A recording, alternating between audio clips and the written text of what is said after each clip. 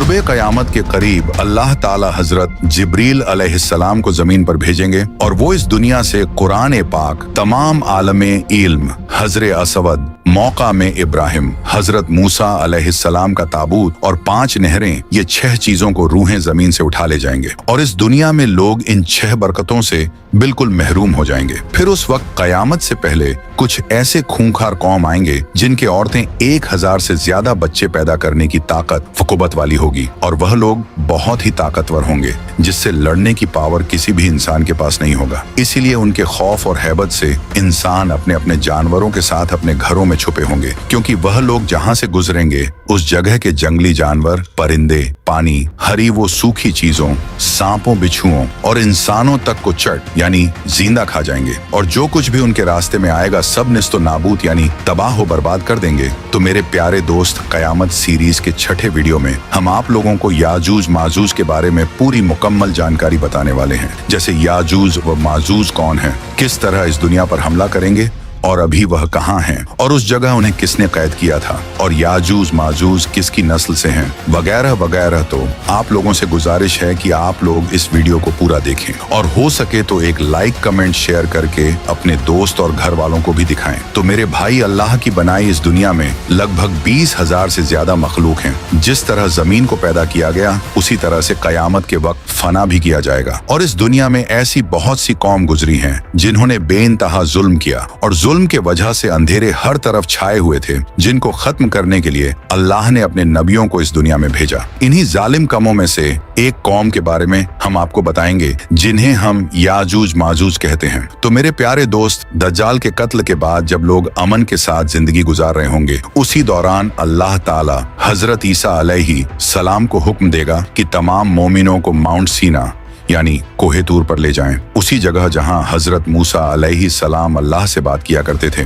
क्योंकि अब कुछ ऐसे वहशी दरिंदे लोगों को छोड़ दिया जाएगा कि कोई कौम उनसे लड़ नहीं सकेगी। तो हजरत ईसा अलैहि सलाम तमाम मुसलमानों को माउंट सीना के किले में ले जाएंगे और वहीं रहेंगे। और प्यारे दोस्तों, इसमें कोई शक नहीं कि दुनिया के तमाम इंसान हजरत आदम अलैहि सलाम की औलाद हैं। इस तरह ये जालिम कौम याजूज माजूज भी हजरत आदम अलैहि सलाम की औलाद में से ही है और हजरत आदम अलैहिस्सलाम के औलाद हजरत नूह अलैहिस्सलाम के 3 बेटे थे, जिसमें से एक बेटे का नाम याफिस था और याफिस के 12 बेटे थे, जिनमें से 2 बेटों का नाम याजूज माजूज था और इन्हीं बेटों से याजूज माजूज की नस्ल चली और अल्लाह ताला ने बनी आदम को 10 हिस्सों में तकसीम किया। 9 हिस्सों में याजूज माजूज बनाए और 1 हिस्से में बाकी के आम इंसान बनाए। एक रिवायत के मुताबिक यह लोग काफिर और दोजखी हैं। याजूज माजूज का जिक्र दुनिया के दूसरे मजहब की किताबों में भी किया गया है और कुरान मजीद के सूरह कहफ आयत 83 से 97 तक पूरी तफसील तौर पर गवाही दी गई है कि याजूज माजूज 2 वहशी खूंखार कबीलों के नाम हैं और वह अपने इर्द गिर्द बहुत ज्यादतियां और जुल्म किया करते थे। दरअसल याजूज माजूज एक या कई बड़े बड़े कबीले थे। ये नॉर्थ एशिया के दूर दराज इलाकों में रहने वाले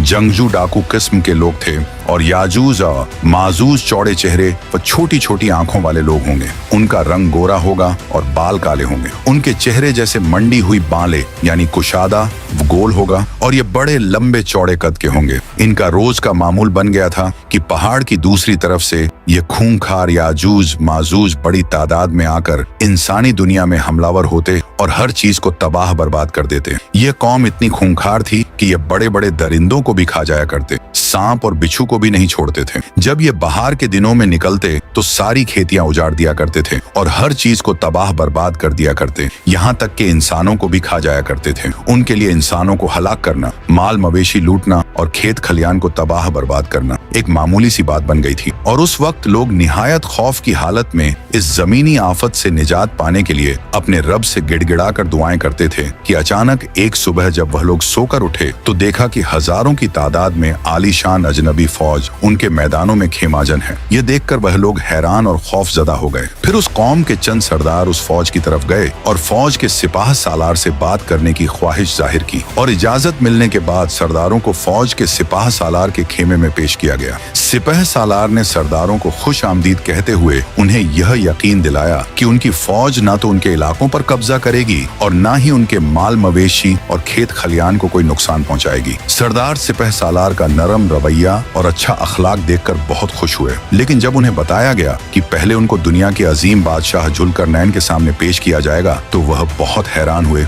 और सोचने लगे कि शायद यह शख्स कुदरत की तरफ से हमारे लिए निजात का जरिया बनाकर भेजा गया है। हजरत जुल्करनैन के बारे में कहा जाता है कि यह कोई नबी नहीं थे, बल्कि अल्लाह के एक नेक बंदे और बादशाह थे। इन्होंने अपनी सारी जिंदगी सफर में गुजारी। हजरत जुल्करनैन को अल्लाह ताला ने बड़ी कुव्वत और ताकत अता की थी और इन्हें हर चीज के रिसोर्सेज दे दिए थे। हजरत जुल्करनैन एक सफर शुरू किया और वह सफर करते करते एक ऐसी जगह पहुंच गए जहां उन्हें सूरज काली कीचड़ में गुरूब होता दिखाई दिया। वहां पर जुल्करनैन ने किसी किस्म के कुछ लोग देखे। अल्लाह ताला ने हजरत जुल्करनैन से कहा कि अगर आप चाहे तो इन्हें सजा दे दें और अगर आप चाहे तो इनके साथ अच्छा सलूक करें, यह तुम्हारी मर्जी है। इस पर हजरत जुल्करनैन ने कहा कि जो भी गलत होगा मैं उसे सजा दूंगा और जो नेक होगा उसके लिए कोई सजा नहीं होगी। फिर उसके बाद हजरत जुल्करनैन एक और सफर पर निकले और इस बार वह सूरज निकलने की जगह पर पहुंच गए। अब यहाँ पर भी एक अजीब बात होती है। आप देखते हैं कि सूरज और वहाँ रहने वाले लोगों के बीच किसी किस्म की कोई आड़ या बचाव नहीं है। वह सूरज से बच नहीं पा रहे थे। इसके बाद हजरत जुल्करनैन अपने तीसरे सफर पर निकले, यहाँ तक कि वह दो रुकावट यानी दो पहाड़ के दरमियान पहुंच गए। वहाँ पर उन्हें कुछ लोग मिले जो बड़ी मुश्किल से उनकी जुबान समझ पा रहे थे और ये वही लोग थे जिनका जिक्र मैंने पहले किया। फिर वह लोग हजरत जुल्करनैन के सामने पेश होकर किसी तरह से बातचीत करके उन लोगों ने हजरत जुल्करनैन से कहा, हमें याजूज व माजूज बहुत ज्यादा परेशान करते हैं। क्या ऐसा हो सकता है कि हम आपको कुछ खर्च वगैरह दे देते हैं और आप इसके बदले में हमारे और उनके दरमियान कोई रुकावट रखकर उनका रास्ता बंद कर दें? इस पर हजरत जुल्करनैन ने फरमाया, जो कुछ अल्लाह ने मुझे अता किया है वह उससे बेहतर है जो तुम लोग मुझे दोगे, लेकिन फिर भी हाँ, मैं तुम्हारा यह काम करूंगा, लेकिन तुम लोग एक तरह से मेरी मदद कर सकते हो। मुझे तुम्हारी कुव्वत और ताकत चाहिए होगी। अगर तुम लोग ऐसा कर दो तो मैं तुम्हारे और याजूज माजूज के दरमियान एक ऐसी मजबूत दीवार बना दूंगा जिसे याजूज माजूज ना तोड़ पाएंगे और ना ही उसे पार कर पाएंगे। और हाँ, जुल्करनैन इनका लक़्ब था जो दो वजहों से दिया गया था। एक तो यह कि इन्होंने जमीन की दो इंतहा के सफर किए थे, यानी मशरिक से लेकर मगरिब तक, और दूसरी ये कि ये एक ऐसा ताज पहनते थे कि उस पर दो सींग हुआ करते थे। कहा जाता है कि दुनिया भर के बादशाह इनके ताबे थे और इनके खालाजाद भाई हजरत खिज्र अलैहिस्सलाम इनके वजीर थे। कुछ लोग सिकंदर आजम को जुल्करनैन समझते हैं, लेकिन ऐसा नहीं है, क्योंकि हजरत जुल्करनैन एक अल्लाह को मानने वाले मुसलमान थे और सिकंदर आतिश परस्त और कई खुदाओं को मानने वाला था, इसलिए सिकंदर जुल्करनैन नहीं हो सकता। उसके बाद फिर जुल्करनैन उन लोगों से कहते हैं, मेरे पास लोहे की चादर लाओ प्यारे दोस्तों। जब हजरत जुल्करनैन हमारी इस दुनिया में आए तब लोहे का इस्तेमाल शुरू नहीं हुआ था। हालांकि लोहा शुरू से ही इस दुनिया में मौजूद था, लेकिन लोहे का इस्तेमाल जैसा कि आज हम होते हुए देखते हैं, ऐसा आज से कुछ साल पहले शुरू हुआ। लेकिन हजरत जुल्करनैन हमसे पहले लोहे के इस्तेमाल से वाकिफ थे, इसलिए उन्होंने उन्हें हुक्म दिया कि जाओ और लोहे की मोटी मोटी चादर बनाओ और मेरे पास लेकर आओ। और चादर कैसे बनानी है ये सब हजरत जुल्करनैन ने उन्हें गाइड किया और उन्हें बताते रहे। बहरहाल जब लोहे की मोटी चादर बनकर तैयार हो गई तो हजरत जुल्करनैन ने उन्हें आपस में जोड़ना शुरू किया। इस तरह वह चादर एक दूसरे के साथ जुड़कर एक दीवार की शक्ल में तैयार हो गई। जब यह दीवार खड़ी हो गई तो हजरत जुल्करनैन ने उन लोगों से कहा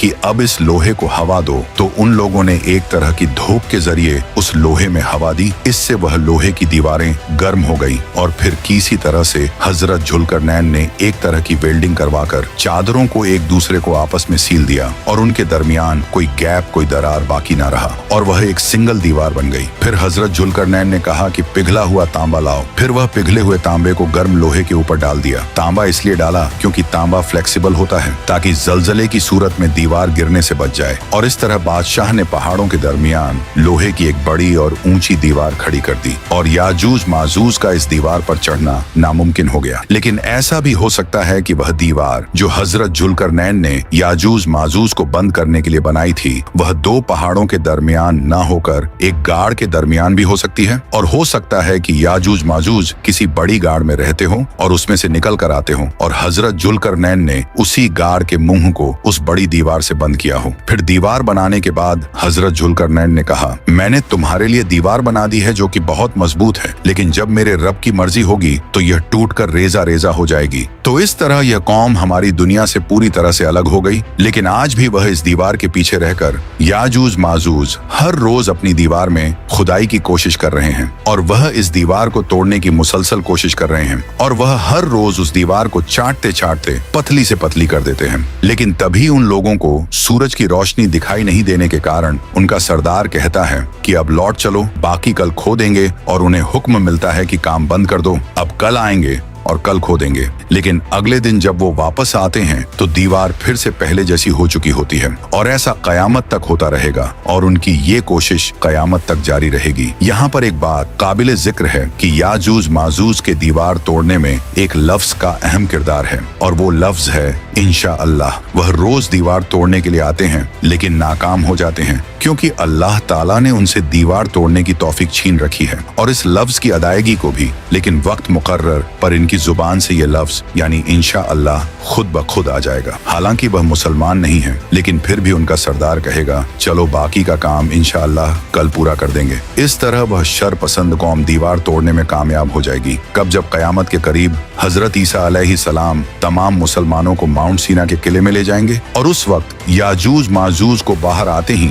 हर तरफ तबाही फैल जाएगी। और इनकी ताकत का अंदाजा आप इस बात से लगा सकते हैं कि हजरत जुल्करनैन एक बहादुर बादशाह थे, लेकिन फिर भी इनकी फौज भी याजूज माजूज का मुकाबला नहीं कर सके। इसलिए उन्होंने इन लोगों को इस दीवार के पीछे कैद कर दिया था। बहरहाल जब यह कौम आजाद हो जाएगी तो हर तरफ तबाही मचाते हुए निकलेंगे, और जिस नदी के पास से गुजरेंगे उसका सारा पानी पी जाएंगे, जिस दरख्त के पास से गुजरेंगे उसे खा जाएंगे, और इनका पहला गिरोह बहरे तिबिया पर पहुंचेगा और झील का सारा पानी पी जाएगा। बहरे तिबिया फिलिस्तीन के शुमाल में मौजूद है, और यह फिलिस्तीन की सबसे बड़ी झील है। इसी तरह जब लास्ट गिरोह वहां पहुंचेगा तो हैरान होकर कहेगा यहाँ पर कभी पानी हुआ करता था। फिर यह कौम हर तरफ फसाद बर्पा कर देंगे, जिस भी चीज के पास से याजूज माजूज गुजरेंगे उसे तबाह बर्बाद कर देंगे। उनके खौफ और हैबत से इंसान अपने अपने जानवरों के साथ अपने घरों में बंद हो चुके होंगे। खाने पीने की चीजों में बेहद कमी हो जाएगी। यहाँ तक कि हदीस में आता है कि उस वक्त बैल के एक सर की कीमत उतनी हो चुकी होगी जितनी आप सल्लल्लाहु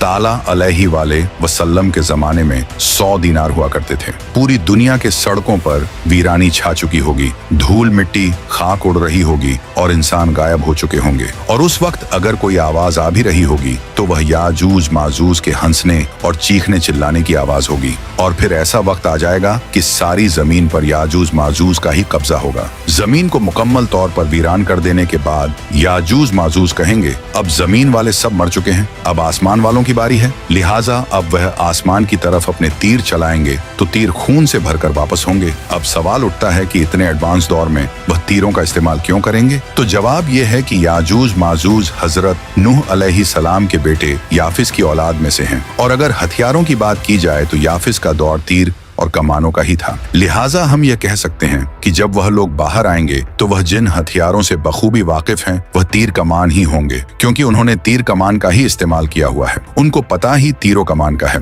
इसलिए हम अंदाजा ही लगा सकते हैं, क्योंकि असल हकीकत तो अल्लाह ही जानता है। लेकिन एक बात याद रखने लायक है कि वह वक्त हमारी सोच और समझ से एकदम बाहर होगा। हम अपनी अक्लो अंदाजा तो लगा सकते हैं, लेकिन कोई भी शख्स इन बातों को दावे के साथ नहीं बता सकता कि उस वक्त ये सारी बातें किस तरह से होंगी। लेकिन कुछ बातें तो यकीनी हैं जो हमें हदीस से पता चलती हैं। याजूज माजूज की दौड़े वक्त में जब पूरी दुनिया तबाह बर्बाद हो जाएंगे तो फिर उधर पहाड़ पर हजरत ईसा अलैहिस्सलाम अपने साथियों समेत मिलकर दुआ फरमाएंगे, ऐ अल्लाह इन याजूज माजूज से हमें निजात दिला। तो हजरत ईसा अलैहिस्सलाम की दुआ कबूल होगी, और हजरत ईसा अलैहिस्सलाम की दुआ से ही इन याजूज माजूज की गर्दन में अल्लाह ताला एक बीमारी पैदा करेगा, और वह एक किसी किस्म का वायरस होगा जिससे उनकी गर्दन में एक जख्म पैदा हो जाएगा, और उस जख्म की वजह से वह मरमर कर सड़कों पर गिरने लगेंगे। चारों तरफ इनकी लाशों के ढेर लग जाएंगे। इस तरह से याजूज माजूज की सारी कौम हलाक हो जाएगी। इनकी लाशें इतनी तादाद में होंगी कि सड़कों पर पांव रखना भी मुश्किल होगा। हर तरफ याजूज माजूज की लाशें ही लाशें बिछी होंगी। याजूज माजूज की मौत के बाद हर तरफ खामोशी छा जाएगी, तो घरों में कैद हो चुके लोगों में करारी पैदा होगी, और वह एक दूसरे से पूछेंगे क्या कोई है कि जो बाहर जाकर देखे कि यह खामोशी क्यों हो गई, आखिर हुआ क्या है। फिर एक शख्स बाहर निकलने के लिए तैयार हो जाएगा, और वह यह बात अपने जहन में लेकर निकलेगा कि शायद अब मैं वापस ना आ सकूं। लेकिन बाहर जाकर वह देखेगा कि याजूज माजूज मर चुके हैं और उनकी लाशें एक के ऊपर एक ढेर लगी हुई हैं, और तब वह आवाज बुलंद कहेगा, पुरसुकून हो जाओ, अल्लाह ने खुद ही तुम्हारे दुश्मन को खत्म कर दिया है। और तब लोग दोबारा से बाहर निकलना शुरू होंगे, और वह देखेंगे कि एक हाथ भर भी ऐसी जगह नहीं होगी जहां याजूज माजूज की लाशों की गंदगी और बदबू से भरी हुई ना हो। ये सब देखकर फिर हजरत ईसा अलैहिस्सलाम अपने साथियों के साथ अल्लाह से दुआ करेंगे तो अल्लाह एक तेज हवा और एक किस्म के ऐसे बड़े बड़े परिंदे भेजेंगे जिनकी गर्दन ऊंटों की गर्दन की तरह लंबी होंगी, और वो याजूज माजूज की लाशों को उठाकर कहीं फेंक आएंगे, लेकिन किस जगह फेंक कर आएंगे ये कोई नहीं जानता। फिर उसके कुछ सालों के बाद हजरत ईसा अलैहिस्सलाम की वफात हो जाएगी। इसके बाद फिर एंट्री होगी एक अजीब शक्ल की जानवर दाब्बतुल अर्द की। तो subscribe your channel for next video. और आखिर में अल्लाह रब्बुल इज्जत से दुआ है कि अल्लाह ताला हमें नेक अमल करने और बुराई से बचने की तौफीक अता फरमाए। आमीन या रब्बुल आलमीन। तो आप लोग भी आमीन जरूर लिखें।